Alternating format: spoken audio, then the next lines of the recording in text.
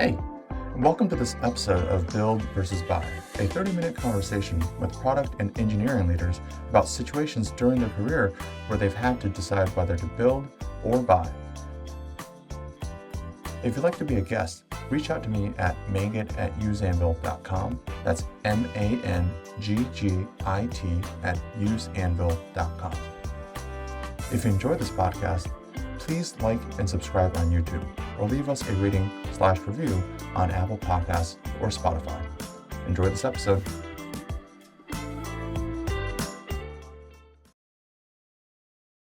Okay, great. Thank you, everybody. Welcome to the very first episode of the Build vs. Buy podcast. I'm your host, Mangit Ng. I am the CEO and co-founder of Anvil. We are a document SDK and the fastest way for you to build software for documents. And today on the show, I have Joshua Jensen. We've known each other for a couple of years now and met up a couple times, but really glad to have you on as the first episode guest.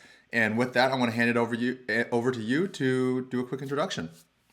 Yeah. Thanks so much for having me. I didn't know this was your first one, so I'm honored that I'm the first one. I'll set a really low bar, so we'll just get better from here in terms of your future guests. Underselling yourself. So I'm Josh Jensen. I'm the co-founder and CEO of Inspectify. My background has predominantly revolved around tech and real estate. So I've been in the real estate game for about 15 years.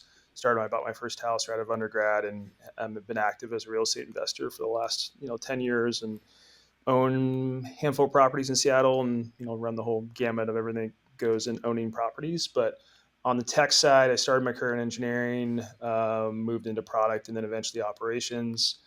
Before starting Inspectify, I was at a company called Fly Homes, which was one of the first power buyers in the real estate brokerage space, and was an early employee there. Did everything from, as you can imagine, early employee in operations. Managed mortgage operations, brokerage operations, but I was also responsible for managing inspections for our company.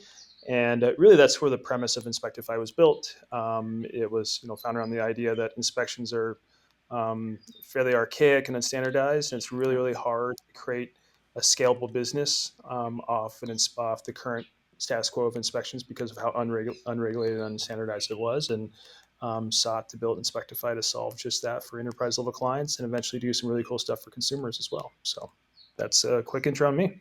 Awesome. Well, thank you for that primer. Would love to spend some time digging into Inspectify, just like high level. Can you describe the product? And then with that, we'll get right into the premise of the entire podcast, which is the build versus buy, but with just like one layer deeper on the product itself. Yeah, so we describe Inspectify as a vertically integrated property inspection platform. So we combine the largest network of licensed home inspectors. We have about 6,000 home inspectors in our platform nationwide, and that translates into we can get to basically any property in the U.S. in under 48 hours. So broad nationwide scale, and then we've also built a tech stack that runs that entire user experience from order fulfillment. So orders coming in from various different enterprise level clients, we batch, bundle, dispatch those to get inspectors routed efficiently and effectively for our customers. But then more profoundly, we've built inspection software that our inspectors use to complete these inspections. And that allows us to create bespoke templates based upon our customers' needs, right? Because we service not only consumers and investors around the real estate purchase, but we service lenders, property managers, insurance carriers, municipalities. So really anybody's trying to capture data around the home and make some type of decision upon that data we can support. And that software allows us to be bespoke in terms of how we support them. But it also means that once we actually create the bespoke template, it's locked in and it's standardized, right? So we can create uniformity in the data set and start to build additional products and experiences for our customers based upon that. So that's a quick level on Inspectify. That's awesome. And I know as somebody who lives in San Francisco and also owns a couple properties in Seattle, but in a hot market, which, hopefully it'll get hot again in these areas as homeowners, but in a hot market, being able to turn around those inspections is critical. Like, it might mean whether you get the house or not. So pretty cool stuff. Cool. So jumping into the whole premise of the talk today. We want to talk a little bit about build versus buy, and I know this is something that plagues a lot of companies, especially more tech forward and like engineering centric companies. There's a lot of thought that, oh, we could just build this, and then you end up with this like half baked product because Yep. everything was half baked and built internally, where you could have probably just bought something off the shelf. But there's also times where you really do want that because you need the customization. You're doing something differently. So the question to you that I really want to ask is like, can we think of a time that you were either building a new product, a new feature, and a new internal tool that you needed to use? And how did you make the decision? What is it, and how did you make the decision on which path to take? Yeah, and if you could share a little bit about which company that was, that would be really helpful as well, just for context. Yeah. No, I love this question so much, and I think as a founder of a tech company, it's one that you struggle with every day because I think you think that you can build everything and you can build it better and it creates uniqueness and differentiation in your business if you do. But the reality is you only have so much time and resources, right? So you've got to really focus on what's most critical. So, when you gave me the prompt, the there's I could think of hundreds of situations like daily where you think about this. But the one that's probably most pressing because it's evolved, and I think it's Hmm. really interesting for us to kind of unpack, is we on our journey with Inspectify. So this is experience I've had running Inspectify. Um, we've continued to push the envelope on how we can create a more consistent but also diverse set of data to our customers and give them a better representation of everything within the property when we go to inspect it. Hmm. And one part that's really critical for anybody, if you're an owner or a first-time home buyer or even an investor or an asset manager, is having asset level data tracking of Yeah. the home. And if you think about some of the larger assets you have in a single family home, it's your appliance level data, right? So you've got your kitchen appliances, take the refrigerator you have in your background there. Like that's a perfect example that, that looks like it's probably a GE or a higher fridge, but like when was it made? Hmm. What's the serial number? What's the model number? What's recall status? That appliance level asset level data is really, really critical. But as you can imagine, it's a fairly heterogeneous market. Like there's hundreds of different manufacturers, they all have different nomenclatures. And so, we were thinking through what's a way that if we could capture that on every time that we go into a property, that data set for our customers, but also us as a data platform is extremely valuable. Yeah. And when we started as a business, our solution to that was like, we'll just have the inspectors go type it in. Like they'll go Hmm. and they'll open up your door, and if there's a little placard there, and you can read the number and type it in. Um, but the reality is, like, there's technology that can make that more efficient, right? Yeah. Optical character recognition, where you could like basically extract that and put it back into your system. And we started to think about how do we want to build that. Can we work with somebody that maybe has that functionality? Yeah. Um, so that's one specific use case that we've been working through the last couple of years on how do we think about building that functionality Yeah. internally, um, either through working with a partner or developing in house, so we can create a more consistent outcome for our customers. So when you go through that process, like at what stage in the process do you think about, um, whether you should build or buy? I think, I've been in organizations. Dropbox was notorious for this. Like we always built, and you would only buy after like that thing you built started dying or like wasn't working, wasn't scaling, right? Like it was kind of funny when we're at we're at like a 500, 600 person company at that point, and we decided that we were going to build our own ATS system, applicant tracking system. So I guess for you, at what point did you decide that, hey, we should sit down and actually evaluate our options? Is this the beginning of the project? Is this kind of like we tested a little bit? Yeah, just help me walk through that framework, that process that you guys take. Yeah, I mean, we were pretty early on as a company when we first started evaluating this. So like we are probably sub 15 people Hmm. at the company, a couple engineers, maybe a head of product. So not a very large company. And so our approach, which probably matches a lot of companies at that stage, is like just start building and seeing what you can accomplish. Kind of your example you had. Hmm. Um, and not necessarily what probably a more mature company, and not saying that we're crazy mature, but if we were to approach it today, what we would do is sit down, write down all the requirements. What do we actually need from this before? But Yeah. whereas, initially we just jumped forward and saw what we could do. And the idea of building, if you think about the core thing we're trying to develop here, optical character recognition, like that's not super profound. I mean, Yeah. especially depending on what your tech stack is and your code base, like there's probably easy add-ons. You could just grab that and it's not like significantly difficult. But what we started to realize fairly early on is the difficult part wasn't necessarily the actual OCR. It Mm-hmm. was the matching, and what to do with that string of data once you actually extracted it. How do you Yeah. actually turn that into useful information to the customer, right? Yeah. Um, the ability to extract data from a photo is nothing profound, but saying like, okay, how do I take that to say this is a higher refrigerator or a GE refrigerator, or is this a refrigerator versus a stove? Like Yeah. that level of data classification turned out to be a bit of a hairier problem than we initially thought. Mm-hmm. Mm-hmm. So, It you know, feels like on yeah, go top ahead. of that, right? Like, just sorry to barge in here. On top of that, it's also like how you structure that data, right? Like, it's hard to get meaning or information out of data that is unstructured. Like, if you're just typing it in, it could be somebody could type the brand first and then the year, or somebody could type the year first and then the brand, right? Like, that seems to be a lot of the challenge in that regard, right? Absolutely. And then you add that there's, if you think about, you know, any type of process, you want to try to minimize variability as much as possible, Mm-hmm. right? And this one, you've got variability in the actual design of the appliances, right? Like Yeah. you have different design of the placards, you have different nomenclature. It's not like there's any uniformity here. You've got variability in the supply, like the supply being the inspectors, right? There's a human in the loop here, so the way that they collected information is going to be variable and by Mm-hmm. definition.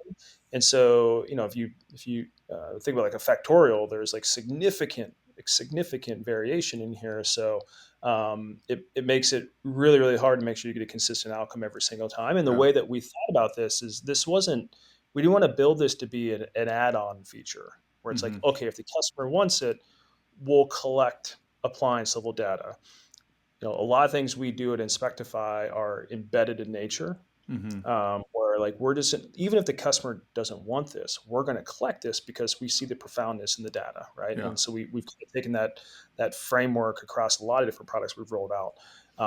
But the reason I say that is like this had to work every single time. Yeah. This wasn't something that's like, okay, 10% of our orders would have this feature. It's like, no, every single inspection we do has to have high functionality within this. So that kind of changes like the requirement doc of what you need. So Totally. It's like, how do you make sense of a messy world, right? You got to have well structured, well captured data.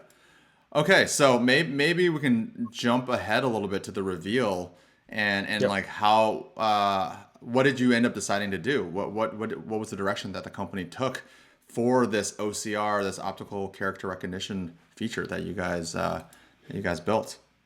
So I chose this one because it's interesting. The initial answer was we bought. Okay. And we still buy today, but we've bought less. And let me just kind of talk through that. So Okay. um, what we found, like our decision matrix and why we think about what do you buy versus what you build. Mm-hmm. Like I think the core thing you have to think about is like, is this core to your business model? Mm-hmm. Like, am I a company that my core functionality is having this robust repository of appliance level data? Is that my Yeah. core business I'm doing, right?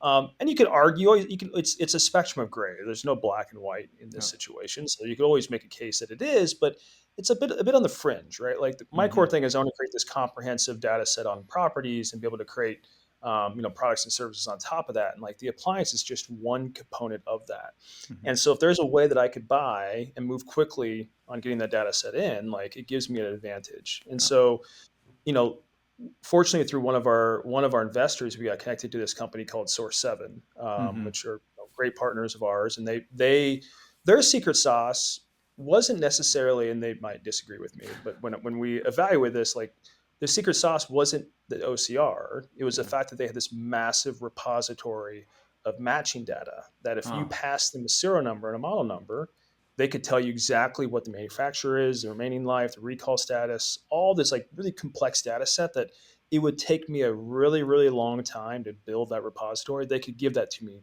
day yeah. one, right? And so, we started on the path of partnering with them. We were the first, probably, yeah, there are probably a handful of other ones that have replicated, but we were definitely the first inspection platform that integrated with their API, and we used them full stack. We used their Mm-hmm. OCR. So basically, we would take a picture, we would pass the photo through, their API. They would do all the extraction, they give us back a response, Yeah. and that worked really well for us for the first, I'd say, 12 months. But the challenge and what that solved, going back to the framework I mentioned before about all the variability, what that solved was that the variability in the appliances, because they had this massive Mm-hmm. repository, they had the algorithms that could match, that this is a GE versus a Haier versus a KitchenAid. They Yeah. had that variability solved, right? But what they couldn't solve for was the variability in the inspector, Hmm. right? Interesting. Um, if the inspector, is moving too fast and takes a fuzzy photo or misses a component of it or a couple other nuances, like even though they could match it on the appliance side, it didn't even get that far, right? Because we Right. couldn't even provide them a clear serial number and model number. And so what we've evolved into is we've actually taken a step back and say, okay, we're going to buy the matching part of your product, Okay. but we're going to build our own OCR, Got it. because we need to be able to really control the variability of the inspector, because that's core to us, Right. right? Whereas like having the matching for appliances, that's not core to us, right? And Right. so we've landed in what I think is the right medium, where we're paying for something that we absolutely need and it's not core to our business, but we've internalized something that I think is really core to us, and one that if we do well creates significant differentiation for our business compared to any of our competitors. Yeah. Interesting. I think like that brings up a really good point, which is a lot of times your decision changes midway through. There's a thing that you don't realize ahead of time that you just, you know, maybe you could have thought of it, but oftentimes you just wasn't part of your focus and it just occurs to you. And so you have to pivot at a later point. So I mean, maybe the takeaway there is, you may build first and then you buy, and then you may buy first and then you build. So it's a moving target at all times. Um, It absolutely is, and I think at the end of the day, like you're making decisions based upon the data that you have, yeah. and as you move along, it might inform a different decision, right? So, yeah. That being said, like we love our partners at Source Seven. I don't think we're changing from like a matching perspective, but the decision to internalize OCR was the right one, and one that we're excited that what we can do on that to continue to minimize variability on the human side.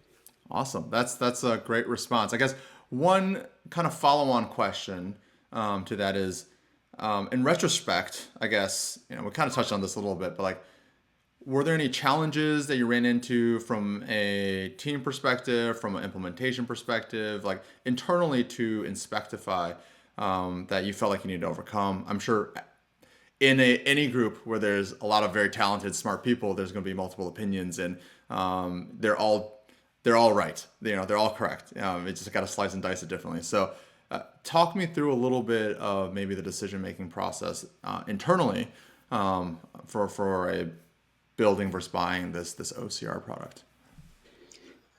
Yeah, I mean, I think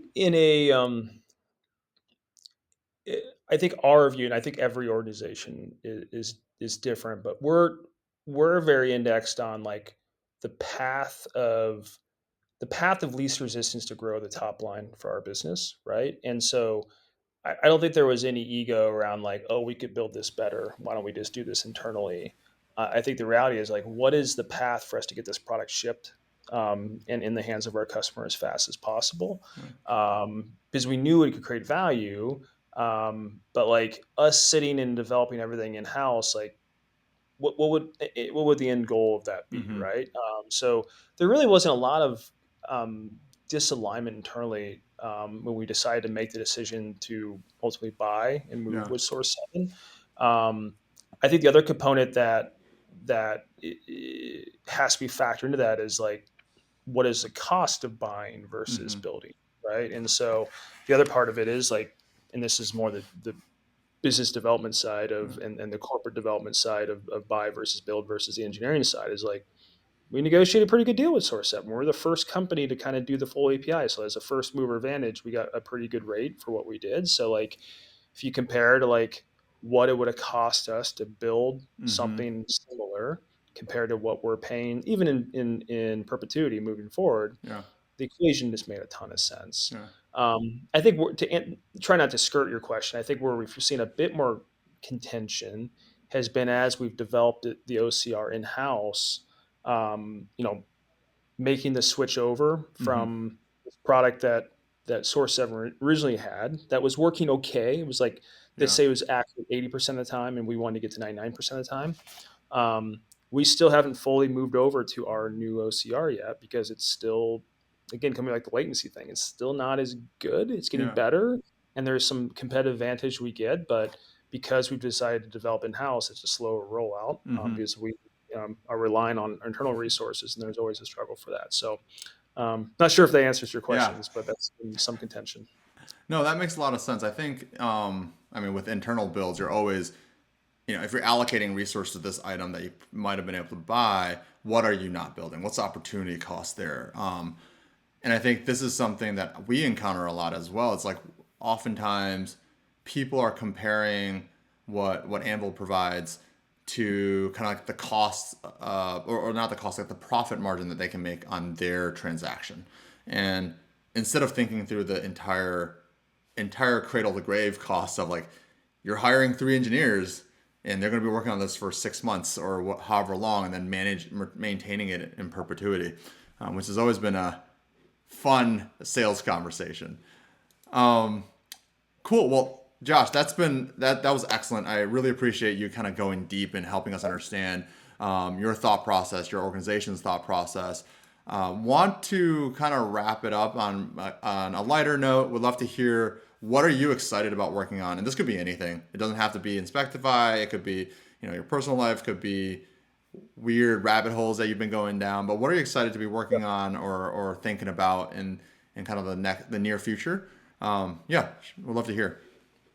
Yeah, I mean, I think the thing that got me most excited about Inspectify, and one of the core reasons why I started the business, was it wasn't just about making inspections easier. Mm-hmm. That was kind of step one of the vision of what we're building. But the ultimate goal of where we want to go is like, if we collect enough data on homes in the US, like, you can start to change how other processes and other products evolve and interact around the real estate asset Mm-hmm. based upon how powerful this data set is.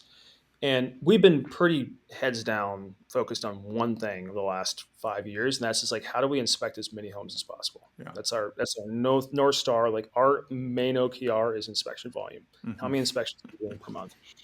And over the last month or two, we've taken a step back and said, hey, are we getting close to a point where we can start to realize kind of the next step? And it's like, do we have enough data now that we can actually start to build interesting products? Yeah. And we're in initial conversations with a couple brands to start to find ways to leverage this data at a macro scale. And Huh. just the other night, I was running some SQL queries to look at how broad our inspection data set is, and found something that may not seem that powerful. Mm-hmm. To me, I think it's powerful, but we've inspected homes in, I think, 30% of all zip codes in the U.S. now. Wow. Wow. And like, that's still like a fraction. If you think about the number of homes we've inspected total to the total supply of homes, it's a fraction of a percent. It's nothing major, but the reality is homes are made of the same components. Yep. They're built to the similar codes. And so if you've inspected a retrospective amount of homes in the US, you can start to create some pretty interesting corollaries between Hmm. them. And I think we have a sample size big enough that we can start to do that, where we can start to do things that are more proactive in measure and less reactive in sense of like, go inspect this property versus, hey, we already know more about this home than anybody else. Let us Yeah. give you some insights based upon that, based upon the fact that I've inspected 1,000 homes that look just like this one. So I think that's the next Yeah. frontier of what we're moving towards, and one that sometimes you get so focused on what's right here that you don't realize you've maybe achieved what you sought out to achieve, and excited about what we can do with that here in the coming quarters and year. Yeah, So that's really cool. I mean, I think, well, one, think about how many zip codes there are in the United States, and then two, some zip codes might just have one house, so you might not ever get to inspect that inspect that house, right? And then the other thought here is just like there's so many applications. It could be insurance. It could be like national like housing data. I mean, who knows? Maybe the Case-Shiller index will be replaced with the Josh Jensen index in some near future here. I look forward to doesn't that have day. doesn't have as good of a ring as Case Shiller, but We'll come up with something better. The Inspectify home construction index. Yeah. there you go. There you go. Cool. Well, final question here. Something Yeah. lighthearted. Think back to a product that you've purchased recently, and you would either definitely buy again, or you would definitely not buy. And we'd love to hear what it is and why you would buy it or not buy it. Yeah, this is such a good question. This is actually something I've purchased in the last 3 weeks. Okay. So I don't know how widespread this service is, but in Seattle, there's a service called Ridwell. Do you have this in San Francisco yet? Yeah, we do. I think so. It's like little boxes, right, on the front Yeah, porches. Yeah. yeah, and it's funny. Like it's a very Seattle service because it's like for folks that don't know what Ridwell is, it's basically it's a way to recycle and dispose of some of the harder materials like batteries and light bulbs Mm-hmm. and thin film plastics. And it's funny. I've gotten like crap from my brother who lives in Seattle. He's like, what are you doing with your bat? Like with your thin plastics, you're not separating them from your recycling yet. And it's like, it's not that big of a deal, whatever it might be. But anyway, I finally got this, and what's really powerful about Ridwell that I don't think people realize is it's not just about batteries and thin plastics, and they also will take clothing Huh. and kids' toys Oh, and interesting. all this crap that I've like accumulated over the last 5 years, 7 years of having Yeah. kids. That I'm like, if I, it's like, I don't know if folks that go donate stuff to Goodwill, like it kind of removes that from my life. I don't have to go drive and drop off bags of stuff at Huh. Goodwill. I just put it out front and they take it every 2 weeks. And so it's such a powerful way. And not only does it make it really easy for me, but you kind of feel good doing it, right? It's Yeah. like, this isn't just going to a landfill. They're going to actually like reuse this and recycle this. So, um, didn't want this to be like a public advertisement for Ridwell, but if you haven't done it yet, it's a pretty powerful service that is pretty cost effective, saves you a ton of time, and makes you feel good doing it. So That's awesome. Yeah, no, I know I've certainly driven around the city looking for those like Goodwill donation bins to drop things off. And I feel like this might be a millennial thing, but like our parents' generation loved hoarding stuff and they had big houses to put everything in. And yeah, then us, I think we're all traumatized with like minimalism, minimalism. I need one sofa. I need one whatever, and I don't need 10 of them, right? So maybe this just plays into our psyche a little bit as a who knows what the next generation will be. Maybe they want to have all the things. well, it's funny. Like coming back to like the whole thesis of your podcast, buy versus build. Before we got Ridwell, my wife Yeah. is extremely like pro climate, recycle everything we can. So she collects our batteries, she collects the light bulbs, she collects the thin film plastics, but we just don't take the initiative to do anything with them. So they just pile up in the garage. Yeah. So like when we first signed for Goodwill, I think I gave them like a basically a garbage bag full of batteries. It's like this is what we've accumulated over the last 5 years, and I've just Yeah. been too lazy to drive to the multi-stream recycling place to get this donated. So yeah, but we tried to build it and just do it ourselves, and we just created a mess. That's true. It's created more work for yourself, right? The maintenance cost was too high. So. Well, Josh, thank you so much for coming on this podcast, the Build versus Buy podcast, hosted by Anvil. This was really great getting to dig into your thoughts on this, and I learned a lot, had a lot of fun, and yeah, we were excited to get this out to everybody. And for all of those listening, there will be a lot more of these coming. We already have quite a few guests scheduled, so I'm excited to share this journey with everybody else that's listening. Thanks for having me.